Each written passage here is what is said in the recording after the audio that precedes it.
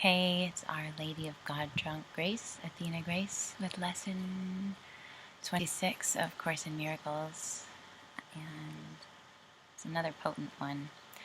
You probably think I say that about every lesson, but I don't. Sometimes I get irritated by the reviews or lessons that just don't resonate, but God, these are really doing it for me. I hope they do it for you too. My attack thoughts are attacking my invulnerability. So first, just a word on invulnerability, because that word that I wanted. So to think about attacking my invulnerability, I'm like, well, so what? The invulnerability that, like, my attack thoughts are attacking my true nature, basically. And our true nature is indestructible, eternal. So,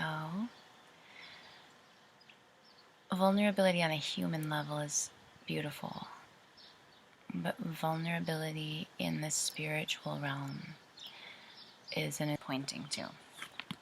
You see attack as a real threat, and what would have effects through you must on you. That a golden rule, right? Like, do unto others as you would have others do unto you, but it's not because of karma or because of any kind of like conceptual thing. It's like everything that you put out. I mean, if you think about how you feel when you yell at your kids or behave with less than full integrity, it feels terrible for me. Whether it's subtly terrible or overtly terrible, it's the same thing. They say in Course in Miracles, any attack is an attack against the truth, and it keeps the truth from being available.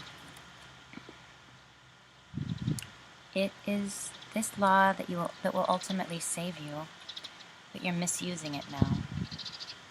You must therefore learn how it can be used for your own best interests rather than against them. Because your attack thoughts will be projected, you will fear attack. Looks like it's out there. It's very convincing. You must believe that you're not. If you fear attack, you must believe that you're not invulnerable. Attack thoughts, therefore, make you vulnerable in your own mind, which is where the attack thoughts are. So it's all happening. It's like the serpent eating its tail before it even leaves your field.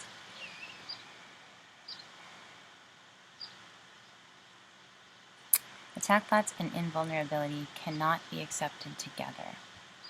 Yeah, they contradict each other. It's the same thing as he's been saying in all the lessons. Like, you're either in the ego thought system or in God's thought system. You can't have one leg in both. It's like either you're cherishing illusions or you're in tune with the truth. And let's not make the truth sound like a complicated thing. It's the light, the infinite. The idea for today introduces the thought that you always attack yourself first. Sorry for the light. It's not the best time to make a video at noonday. If attack thoughts must entail the belief that you're vulnerable, their effect is to weaken you in your own eyes. Weaken you in your own eyes. So potent and so true, God. Thus, they have attacked your perception of yourself, and because you believe in them, you can no longer believe in yourself. A false image of yourself has come to take the place of what you are. Practice with today's idea will help you understand that vulnerability or invulnerability is the result of your own thoughts. Nothing. Really try to take that in. Nothing except your thoughts can attack you. I mean, if you can really get this, if I could really get this, I mean, I'm making some big strides in terms of really taking this to heart and recognizing. And I can see in so many instances the dis-ease.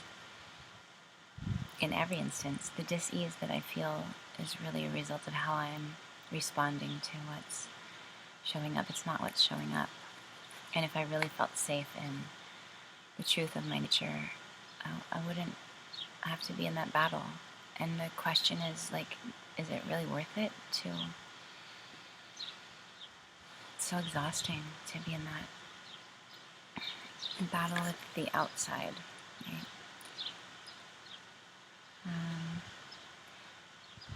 And nothing except your thoughts can make you think you're vulnerable, and nothing except your thoughts can prove this is not so. So it's like, what I'm learning is that my mind has made me sick. It can also make me well. It's the same for anything. Your mind gets you into trouble, but it can also get you out by just attuning to truth. 6 practice periods are required in applying today's idea. A full 2 minutes should be attempted for each of them, although the time may be reduced to a minute if the discomfort is too great. Do not reduce it further. The practice period should begin with repeating the idea for today, then closing your eyes and reviewing the unresolved questions whose outcomes are causing you concern. The concern may take the form of depression, worry, anger, a sense of imposition. Okay, yeah. For fear, foreboding, or preoccupation. So anything that's occupying your mind that is not reflecting your true nature. Any problem yet unsettled that tends to recur in your thoughts during the day is a suitable subject. You will not be able to use very many for any one practice period because a longer time than usual should be spent with each one. Today's idea should be applied as follows. First, name the situation. I am concerned about blank. Then go over every possible outcome that has occurred to you in that connection in which has caused you concern, referring to each one quite specifically, saying, I'm afraid blank will happen. If you're doing the exercises properly, you should have some 5 or 6 distressing possibilities available for each situation you use, and quite possibly more. It is much more helpful to cover a few situations thoroughly. It's much more helpful to cover a few situations thoroughly, quality, not quantity, than touch on a large number. As the list of anticipated outcomes for each situation continues, you will probably find some of them, especially those that occur to you toward the end, less acceptable to you. Try, however, to treat them all alike to whatever extent you can. After you have named each outcome of which you are afraid, tell yourself that thought is an attack upon the self. Conclude each practice period by repeating today's idea to yourself once more. My attack thoughts are attacking my invulnerability. That thought is an attack upon myself. So, like, for example, my one situation, I'm concerned about my living situation. I have to move in 2 weeks, and I'm not exactly sure where I'm going, and if I can move into the place that I'd like to move into. Then I'm afraid I won't be able to afford it in time. I'm afraid that it will deteriorate my relationship with my friends who are the owners. I'm afraid... I forget. But, it's amazing for me to think of those fears that I just accepted as something I couldn't...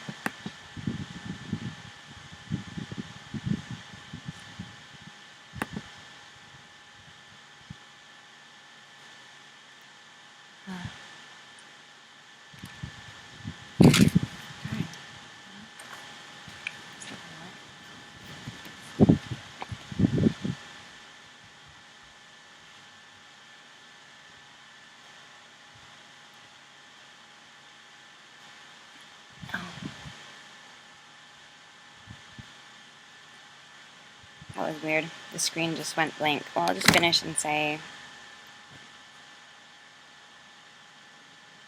it's incredible to think that the fears that I just accepted as part of, like, a part of what I had to accept about my mind, my life experience, are actually just an attack upon my invulnerability, and that I don't need to invest my faith in that fear.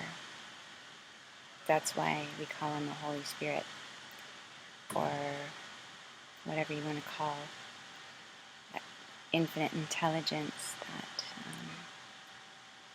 is always available to connect with. Okay.